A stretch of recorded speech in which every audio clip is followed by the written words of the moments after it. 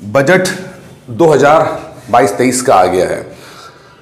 जैसे मैं कल बताया था आपको कि इकोनॉमिक सर्वे रिपोर्ट कार्ड होता है जो एक साल पहले का होता है। जो इकोनॉमिक सर्वे आया होगा तो 21-22 का आया होगा, ठीक है। और जो बजट है वो फ्यूचर का होता है, 22-23 का होगा। अभी 22-23 का मतलब क्या होता है? सिर्फ 22 का क्यों नहीं है, 23 का क्यों रखा गया? क्योंकि हमारे देश में फाइनेंशियल ईयर जो होता है वो 1 अप्रैल से शुरू होता है, 31 मार्च तक चलता है। हम कैलेंडर के हिसाब से नहीं चलते, हम लोग अपना जो हिंदू कैलेंडर है उस हिसाब से चलते हैं। 1 अप्रैल से शुरू होता है, 31 मार्च तक हमारा एक फाइनेंशियल ईयर होता है। जो अंग्रेजी वाले होते हैं वो 1 जनवरी से 31 मार्च तक, 31 दिसंबर तक करते हैं, ठीक है। इसलिए 22-23 हो जाता है। कुछ बातें यही हैं जो ये बजट में हम जो बात करेंगे वो पीसीएस के पॉइंट ऑफ व्यू से बात करेंगे कि पीसीएस प्री में क्या सवाल आते हैं, ठीक है। वैसे इकोनॉमिक सर्वे और बजट के ऊपर आप मेंस में सवाल बहुत लिख सकते हो। आप उसकी नॉलेज के हिसाब से अपने आंसर को फ्रेम कर सकते हो। मतलब आप आंसर आप कुछ पूछा गया है तो आप बहुत कुछ उसमें से यूज कर सकते हो, डेटा को यूज कर सकते हो, पॉलिसीज को यूज कर सकते हो, वो कर सकते हो, ये आपके ऊपर है। लेकिन जो ये वीडियो बन रहा है इसका मेन मकसद है कि पीसीएस प्री में क्या आ सकता है। अमूमन पीसीएस प्री में इकोनॉमिक सर्वे और बजट को लेकर फैक्चुअल चीजें ही पूछी जाती हैं, बहुत ज़्यादा कॉन्सेप्चुअल नहीं आती हैं। आईएएस में कुछ कॉन्सेप्चुअल आता है, पीसीएस में फैक्चुअल मोटा मोटा चीजें पूछ लेते हैं। तो जो मोटी मोटी चीज है पीसीएस प्री के हिसाब से वो डिस्कस कर लेते हैं, ठीक है। पहली बात ये बोला गया है कि अमृत काल के बारे में बात की गई है। मोदी जी ने एक विजन दिया है, ठीक है, कि जब हमारे देश में 25 साल बाद हमारा देश की आज़ादी को 100 साल हो जाएगा, ठीक है, तो एक सेलिब्रेशन किया जाएगा। तो जो नेक्स्ट 25 ईयर्स हैं, मतलब 75 ईयर्स हो चुके हैं और नेक्स्ट जो 25 ईयर्स हैं उसको एक अमृत काल रखा गया है। एक टर्मिनोलॉजी है, ठीक है, कि अमृत काल है, कालखंड के रूप में रखा है। 4 बातों पे ध्यान देने की बात की गई है, 4 स्तंभ रखे। जो पूरा बजट रखा गया है वो 4 स्तंभों पे रखा गया है। क्या है? उत्पादकता, प्रोडक्टिविटी, ठीक है, जलवायु कार्यवाही, क्लाइमेट में जो भी उसकी जो एक्शन, क्लाइमेट एक्शन जो होता है, इन्वेस्टमेंट, निवेश, पीएम गति शक्ति योजना, जो पीएम की जो गति शक्ति योजना है उसके जिसमें इंफ्रास्ट्रक्चर आता है इसके अंदर, ठीक है। तो जो भी पॉलिसी बनाई गई है उसमें मेन ये 4 पिलर्स हैं, इंफ्रास्ट्रक्चर, इन्वेस्टमेंट, क्लाइमेट और प्रोडक्टिविटी, ठीक है। अब ये चीज जो है वो हो सकता है पीसीएस प्री में आपको ऐसे पूछ ले कि भाई क्या 4 स्तंभ रहे हैं, वो 4-5 चीजें बोल देगा आपको और उसमें बोलेगा बताओ इसमें से कौन कौन से बजट के हिसाब से रही है। एक तो इस तरह से इस्तेमाल कर सकते हो। दूसरा, जब आप मेंस का आंसर लिखोगे तो उसमें आप इकोनॉमिक्स के सवाल को आप लिख सकते हो कि हाँ भाई हमारा जो विजन है उन 4 चीजों पे हम लोग फोकस कर सकते हैं। ये 4 प्राइमरी चीजें हैं फोकस करने के लिए, ठीक है। कुछ फैक्चुअल चीजें हैं जैसे कि 400 वंदे भारत ट्रेन चलाएंगे। वंदे भारत ट्रेन कुछ चल चुकी है लेकिन नेक्स्ट 400 वंदे भारत ट्रेन चलाई जाएंगी। ये फैक्चुअल चीजें, डेटा को याद रखना है। एमएसएमईज के लिए यानी कि micro small medium enterprises, MSMEs, ठीक है, उसके लिए लगभग 5 लाख करोड़ रुपए देने की बात की गई है, ठीक है। अच्छा, अब एक सबसे जो इंपॉर्टेंट है वो है 5 रिवर लिंक प्रोजेक्ट्स हैं। अब रिवर लिंक प्रोजेक्ट्स क्या होते हैं ये समझना होगा, ठीक है। रिवर्स क्या होती हैं? जैसे कि ये 2 रिवर्स हैं, ये 2 रिवर्स हैं, ठीक है। अब इनको आपस में लिंक करना, आपस में लिंक कर देना, इसको कहते हैं रिवर लिंक प्रोजेक्ट। ये क्यों जरूरी है ये जानना बहुत जरूरी है, ठीक है। कुछ रिवर्स ऐसी होती हैं जहां पर बाढ़ आ जाती है, वहां पानी ज्यादा आ जाता होगा, उसका सोर्स ऐसा होगा कि वो ज्यादा पानी लेकर आता होगा। कुछ रिवर्स ऐसी हैं जहां पे सूखी हो जाती हैं। तो बैलेंस करने के लिए ये कॉन्सेप्ट है कि अगर हम 2 रिवर्स को बैलेंस कर देंगे तो जहां से बाढ़ आ रहा है वहां से पानी लेकर जहां पे सूखी रिवर है वहां पर हम दे देते हैं, ठीक है। तो मान लो कि यहां पर इस पे बाढ़ आती है और ये सूखी है, ठीक है, तो इसका पानी हम यहां से ले लेंगे तो क्या होगा? पहला तो जो ये बाढ़ से तबाही होती है वो नहीं हो पाएगी, पहली चीज तो ये हो गया। दूसरा क्या है कि इस दूसरी वाली रिवर को पानी मिल जाएगा तो इसके पास जो लोग रह रहे होंगे, जो खेती कर रहे होंगे, उनको पानी मिल जाएगा। प्लस ये तीसरी जो कनेक्टिविटी बनेगी वहां पे जो लोग बीच में लोग रह रहे हैं उनको फायदा हो जाएगा, ठीक है। तो ये काफी पुरानी योजना है, मतलब इस तरह का ऑलरेडी केन और बेतुआ जो हमारा है वहां पर हो चुका है, ठीक है। लेकिन और भी रिवर्स की बात की जा रही है, जैसे कि दमन गंगा पिंजाल रिवर। अब इसका मैं जो नेक्स्ट वीडियो में जब ज्योग्राफी पढ़ाएंगे तो उसमें हम ये डिस्कस कर लेंगे कि मैप के माध्यम से समझा देंगे, आज मैप नहीं है। दमन गंगा पिंजाल, पार तापी नर्मदा, गोदावरी कृष्णा, कृष्णा पेन्नार और पेन्नार कावेरी, ये 5 याद रख लीजिएगा ये, ठीक है। मैप में हम ज्योग्राफी पढ़ेंगे तो डिस्कस कर लेंगे, लेकिन ये फिलहाल याद रख लीजिएगा कि इन रिवर्स के ऊपर रिवर लिंक प्रोजेक्ट्स की बात है, और ये बहुत इंपॉर्टेंट है, ये ध्यान रखिएगा। किसी भी तरह से इन रिवर्स के बारे में पूछ सकता है वो, या तो डायरेक्टली सवाल पूछ लेगा आपसे, या पूछ लेगा कि कावेरी रिवर कहाँ है या पेन्नार रिवर कहाँ है, ठीक है ना, ये सब पूछ लेगा आपसे वो,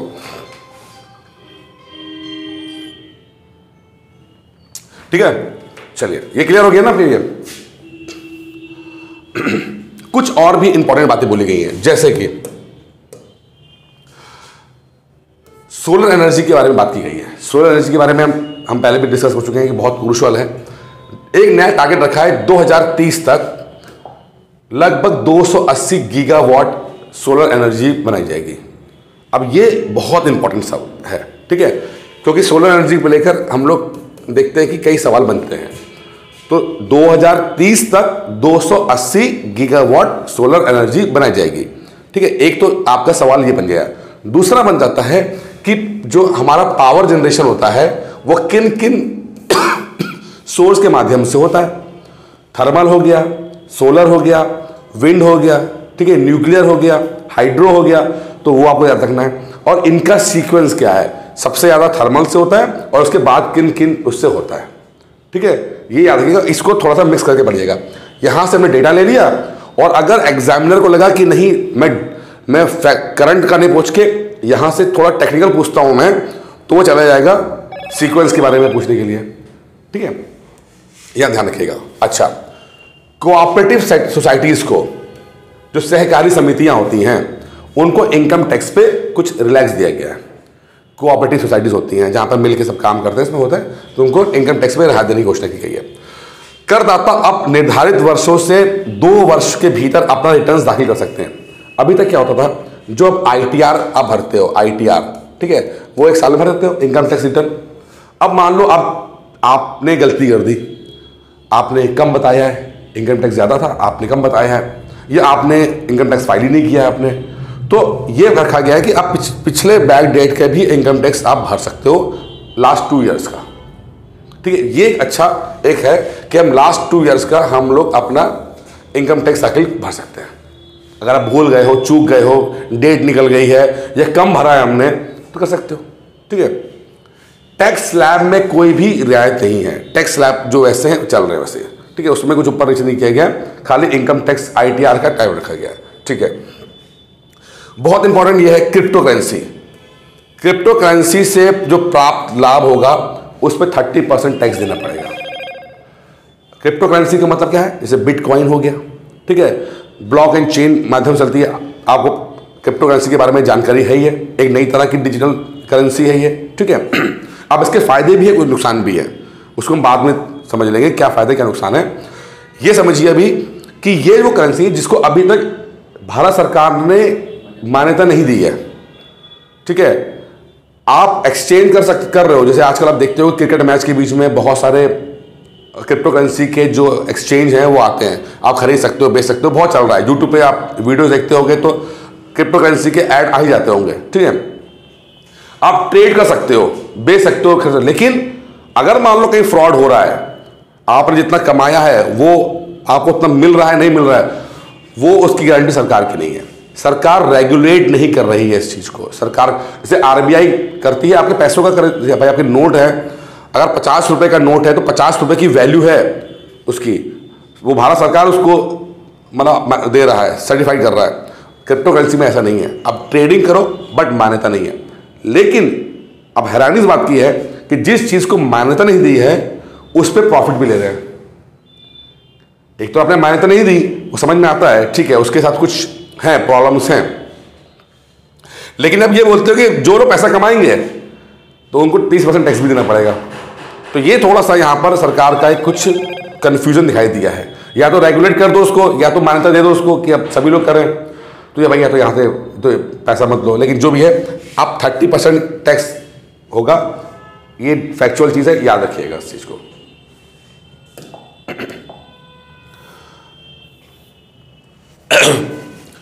लगभग कुछ 60 लाख नौकरियों देने की बात की गई है, 60 लाख नौकरी देने की बात की गई है अलग अलग सेक्टर्स में। अब क्या है, ये क्या है नहीं है, ये तो वक्त बताएगा जब इकोनॉमिक सर्वे नेक्स्ट ईयर आएगा कितनी नौकरियां दी गई हैं। लेकिन अभी अलग अलग सेगमेंट में, अलग अलग सेक्टर्स में 60 लाख नौकरियां दी जाएंगी इसे।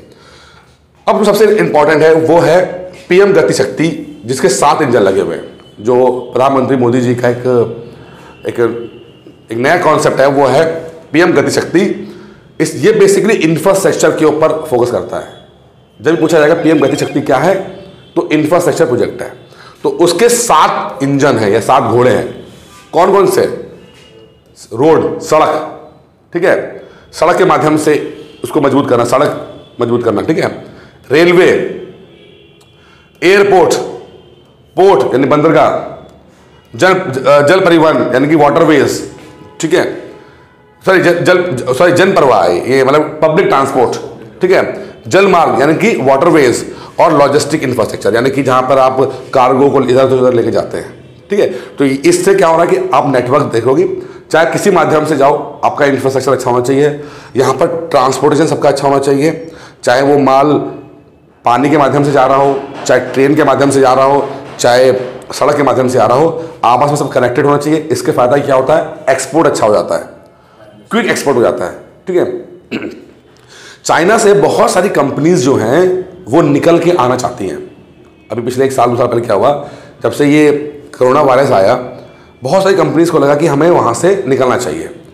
एक तो चाइना की क्रेडिबिलिटी खराब हुई, ठीक है, दूसरा क्या है, चाइना में लेबर वेजेस जो होते हैं वो बढ़ गए अचानक से।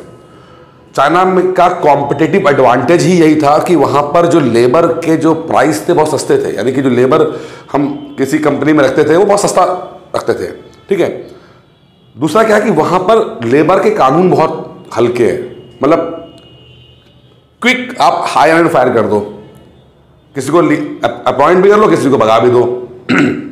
बहुत ज़्यादा कोई सरकार सपोर्ट नहीं करती है। तो ऐसे जगह पर कंपनीज बहुत चाहती है कि इन्वेस्ट करें कि हम किसी भी लेबर को कॉन्ट्रैक्ट में रखें, ज़्यादा सहूलियत ना दें, पैसा बचा लें, ठीक है, किसी को निकालना हो निकाल दें, और कोई ट्रेड यूनियन ना हो, कोई इस तरह का स्ट्राइक ना हो।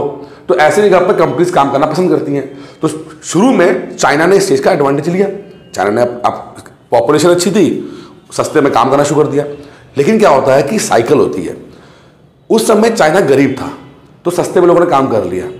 अब इस 35-40 साल के अंदर चाइना अमीर हो गया है, ठीक है। अब वो लेबर उसी कॉस्ट में काम करने को तैयार नहीं है, तो वहाँ पर लेबर ही नहीं मिल रहे वहाँ पे, तो लेबर की कॉस्टिंग बढ़ गई। पहले मान लो 100 रुपये में काम कर लेता था, आज वो 300 से नीचे काम करने तैयार नहीं है। तो जो कॉम्पिटिटिव एडवांटेज कंपनी को मिल रहा था वो खत्म हो गया, ठीक है। तो कंपनी ने सोचा कि अब भैया चाइना को छोड़ो, ऐसी जगह पे जाओ जहाँ पे हमें फिर से इस तरह की चीज़ें मिल जाए। तो उसमें कुछ कंट्रीज निकल के आए, जैसे इंडिया हो गया, ठीक है, थाईलैंड, वियतनाम, इंडोनेशिया भी आ गए थे। तो लोगों को लगा कि इंडिया में तो बहुत अच्छा है, हो सकता है। लेकिन इंडिया की प्रॉब्लम क्या है कि इंडिया में अभी भी जो इंफ्रास्ट्रक्चर है वो उतना सॉलिड नहीं जितना चाइना का है। चाइना में इंफ्रास्ट्रक्चर बहुत अच्छा बना हुआ है। कोई कंपनी आएगी, तुरंत माल का ट्रांसपोर्टेशन किसी माध्यम से हो जाएगा, चाहे वो सड़क से जा रही हो, चाहे वो पोर्ट में जा रहा हो, सब कुछ हो रहा है।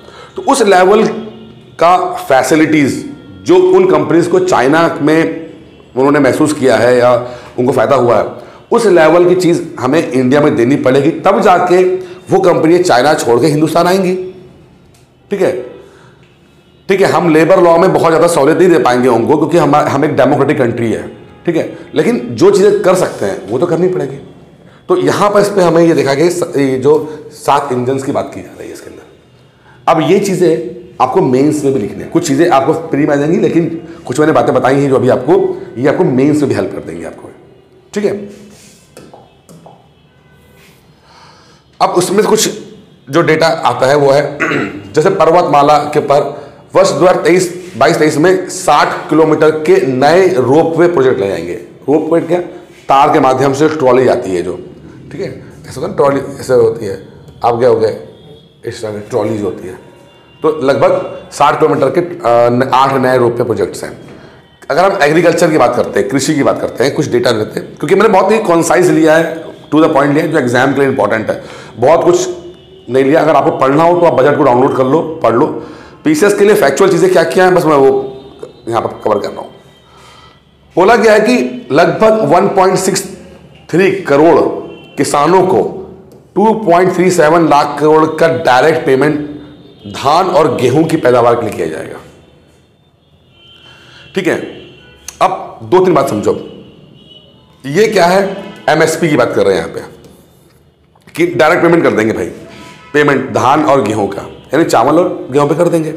अब डेटा तो इंपॉर्टेंट है, चलो है कि भाई 1.63 करोड़ है, लोगों को 2.37 लाख करोड़ रुपए दे दिया जाएगा डायरेक्ट पेमेंट, मतलब कि उनके अकाउंट में डायरेक्ट पैसा दे दिया जाएगा। डायरेक्ट पेमेंट का मतलब ये होता है। अच्छा, इसके फायदे भी होते हैं, कहा जाता है कि इससे लीकेज नहीं होती है, भ्रष्टाचार कम हो जाता है।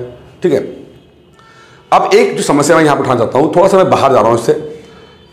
धान और गेहूं पर तो एमएसपी अच्छी मिल जाती है। ठीक है, अब होता क्या है, किसान जब देखता है कि इन दो धान के ऊपर हमें एमएसपी मिल रही है, आराम से पैसा मिल रहा है, तो धान उगाता है। ठीक है, अब धान का प्रॉब्लम क्या है कि ये पानी बहुत मांगती है। अब पानी के लिए जैसे पंजाब में क्या हुआ कि ट्यूब वेल लगाए उन्होंने, ग्राउंड वाटर से पानी निकाल कर अपनी उन्होंने खेती की उन्होंने। अच्छी बात है, वही बढ़िया, ठीक है, ठीक है, लेकिन आपने ले तो लिया लेकिन उसने रिचार्ज नहीं किया उसको उस हिसाब से। और आज क्या होगा कि पंजाब में पानी बहुत कम हो गया है, अब वहां पे डेजर्टिफिकेशन का खतरा आ गया है। पानी ना होना और केमिकल का ज़्यादा इस्तेमाल करना, फर्टिलाइजर, ये दोनों कॉम्बिनेशन आपकी जो ज़मीन को ऊसर बना देते हैं, यानी कि इनफर्टाइल हो जाती है या बेकार आती है और डेजर्ट में कन्वर्ट होना शुरू आती है। वो ये बहुत बड़ा खतरा है पंजाब का। पंजाब में इस समय पंजाब में खेती होता क्या है, मान लो एक वक्त किसान ने मान लो 1 किलो फर्टिलाइजर इस्तेमाल की अपने खेत में, उससे पैदावार हो गई, 2-3 साल चलता रहा। अब धीरे धीरे जो जमीन है उसकी प्रोडक्टिविटी कम हो गई। ठीक है, जमीन की प्रोडक्टिविटी कम हो गई। अब 1 किलो में काम नहीं चल रहा है, आपने 2 किलो डाल दिए उसके अंदर, फिर 2-3 साल ठीक चला। ऐसा करते करते आपने लगातार फर्टिलाइजर की अमाउंट, जो मात्रा बढ़ाते चले गए, और वो फर्टिलाइजर जमीन में लगातार आपकी जमीन में आता चला गया। ठीक है, पानी खूब इस्तेमाल किया आपने, उसका क्या हुआ, वो फर्टिलाइजर का वाला पानी जो है वो अगर तालाब में गया तो वहाँ पे यूट्रोफिकेशन कर दिया उसने और बर्बाद कर दिया, जो कि एनवायरनमेंट का क्वेश्चन है हमारा। ठीक है, और ज़मीन का पानी भी इस्तेमाल किया या वो भी आपने ख़त्म कर दिया, तो ना पानी बचा रहा है, ना आपकी ज़मीन इस लायक नहीं बचेगी। अब वो बिना पानी के और बिना फर्टिलाइज़र के वो पैदावार कर ही नहीं सकती है। पंजाब की स्थिति इतनी ख़राब हो गई है, पंजाब हरियाणा की, कि अब बिना फर्टिलाइज़र के, बिना ज़्यादा पानी के वो सस्टेन ही नहीं कर पाएगी। पानी है नहीं और फर्टिलाइजर कितना इस्तेमाल करोगे भाई। अब सरकार बोलती है कि ऑर्गेनिक खेती करो, किसान बोलता है ऑर्गेनिक खेती करने का मतलब क्या है कि 10 साल तक जमीन को छोड़ देना, 10 साल तक जमीन पे कोई कुछ काम ना करे, तब जाके वो जमीन ऑर्गेनिक खेती के लायक होगी। 10 साल तक किसान सर्वाइव कैसे करेगा भाई? 1 महीने 2 महीने की बात होती है, समझ में आता है उसकी क्या कहता है, अच्छा तो लग रहा है ऑर्गेनिक खेती करो, लेकिन करें कैसे? इस साइकिल से कैसे बाहर निकाला जाएगा? ठीक है, तो वो चीजें हैं।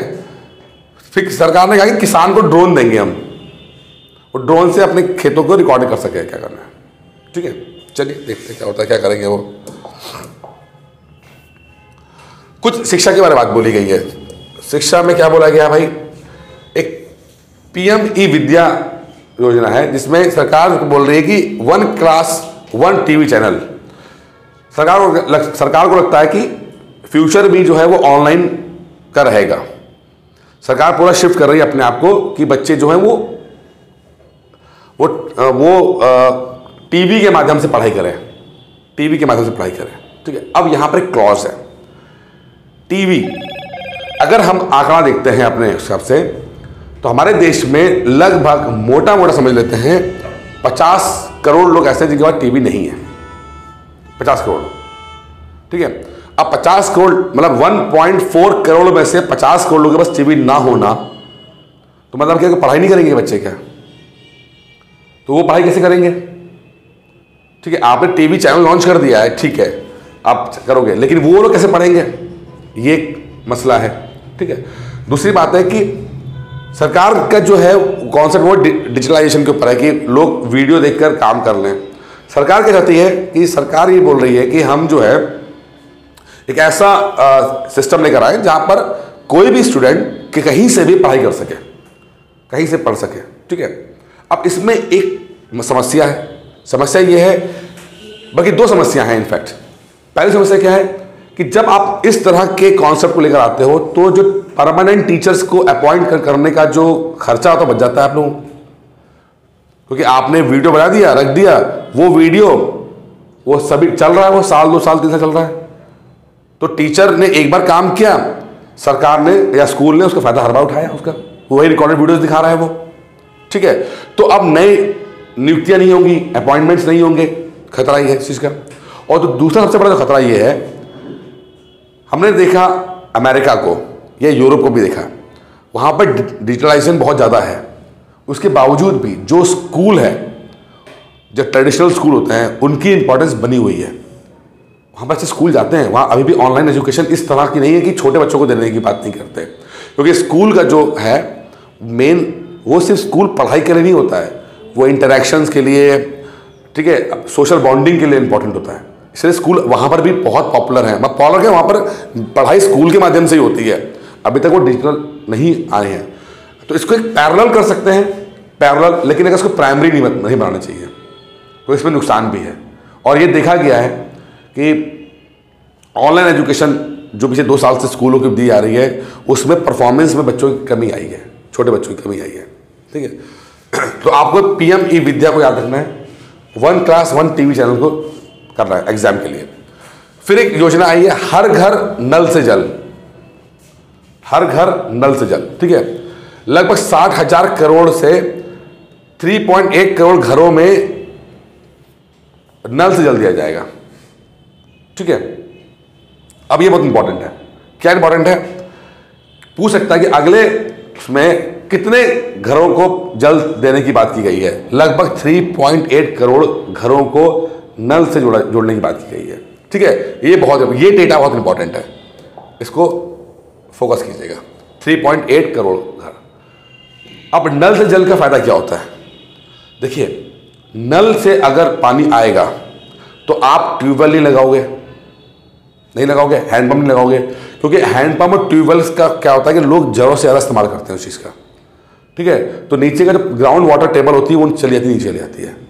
तो ग्राउंड वाटर टेबल ना नीचे जाए, सबको रेगुलर पानी मिले, साफ पानी मिले, इसलिए होता है। एक नॉर्थ ईस्ट के लिए एक योजना बनाई है, prime ministers development initiative for north east region, PM divine. ये नॉर्थ ईस्ट के डेवलपमेंट के लिए बात की है, जिसमें 1500 करोड़ देने की बात की गई है, PM डिवाइन की बात बोली गई है। ठीक है,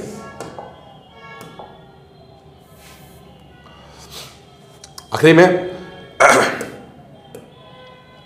कुछ घर की बात की है, लगभग 48,000 करोड़ से 80 लाख लोगों को घर दिया जाएगा। अभी नल से जल में कितना 3.1 करोड़ लोगों को घरों में नल लगेगा। ठीक है, यहां पर घर बनाए जाएंगे, कितने 80 लाख लोगों के लिए घर बनाए जाएंगे। ये मिडिल क्लास लोगों के लिए होंगे, अफोर्डेबल घर होंगे। ठीक है, अच्छा, इन 22-23 states will be allowed a fiscal deficit of 4% of GSDP। अब ये क्या चीज है, समझो इस बात को। 4% of GSDP, gross state development product. ठीक है, जो हमारा GDP होता है वो पूरे देश का होता है, डोमेस्टिक प्रोडक्ट, सॉरी। ठीक है, तो ग्रॉस स्टेट डोमेस्टिक प्रोडक्ट, ये स्टेट का डोमेस्टिक प्रोडक्ट है। जैसे मान लो उत्तर प्रदेश है, तो उत्तर प्रदेश का GSDP क्या होगा, मतलब उत्तर प्रदेश की GDP क्या होगा। GDP का मतलब क्या होता है कि फाइनल वैल्यू ऑफ कितना सर्विसेज और कितना प्रोडक्ट्स हमने बनाए हैं, वो टोटल कितना काम किया है पैसा। सरकार बोल रही है कि स्टेट्स को अपने 4 GSDP के 4% तक का फिस्कल डेफिसिट अलाउड है। क्या मतलब है इसका? इकोनॉमिक सर्वे में एक आपसे क्या कहा था कि इस बार का इकोनॉमिक सर्वे में 9% के हिसाब से वो फिस्कल डेफिसिट बना है।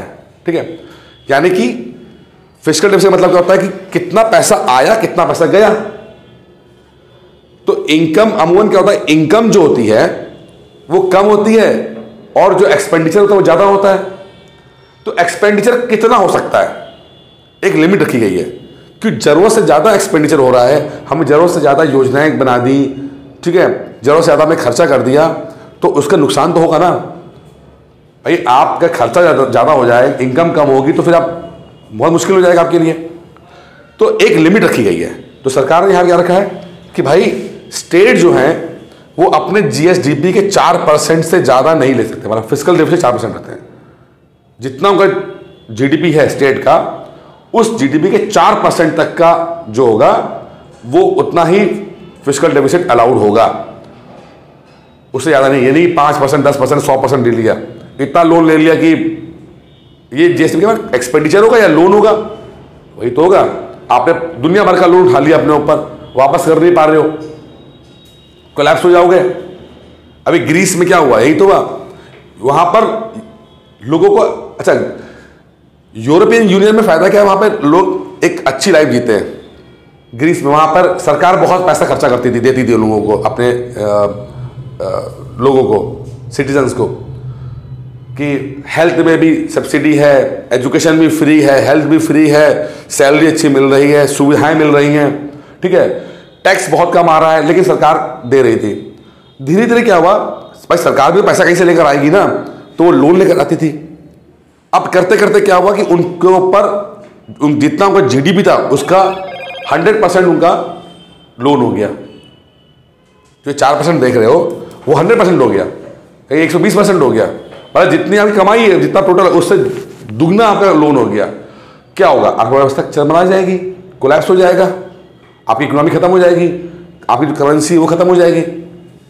ठीक है, तो वो सिचुएशन ना आए, आप अपनी हद में रहो, उसके लिए लिमिट बनाना जरूरी होता है।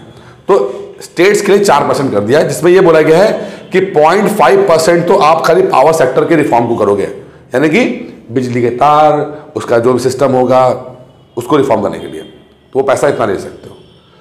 ठीक है, जीडीपी हमने जो फिस्कल डेफिसिट अपने रखा था, सेंट्रल गवर्नमेंट ने, हमने क्या, सेंट्रल गवर्नमेंट ने वो 5% के आसपास रखा हुआ है। कहीं कहीं पे उसको 3% पे ले जाने की बात की गई है कि इतना रखेंगे, 3% के आसपास रख लेंगे हम लोग। यहां पर 4% की बात की गई है। ये क्लियर है ना कॉन्सेप्ट? ये alternate minimum tax paid by the cooperatives brought down by 18.5% to 50%। जो अल्टरनेट मिनिमम टैक्स है जो कोऑपरेटिव देते हैं, जो आपको कॉर्पोरेशन देते हैं, कंपनीज देती हैं, उसका टैक्स कम कर दिया गया है, वो अब खाली 15% देना पड़ेगा। ठीक है, तो ये आपके बजट को लेकर मेन जो पीसेस प्री में सवाल आ सकते हैं वो हमने कवर कर लिए। ठीक है, इन्हीं को आप चाहो तो और डिटेल में पढ़ सकते हो बजट को, जो आपके पास डाउनलोड करके देख लीजिएगा। दूसरा, जो डेटा होता है, इस डेटा को यूज कर सकते हैं, अपने मेंस के आंसर में इस्तेमाल कर सकते हैं, तो वो कर लीजिएगा। ठीक है, बाकी इतना ही था। Thank you.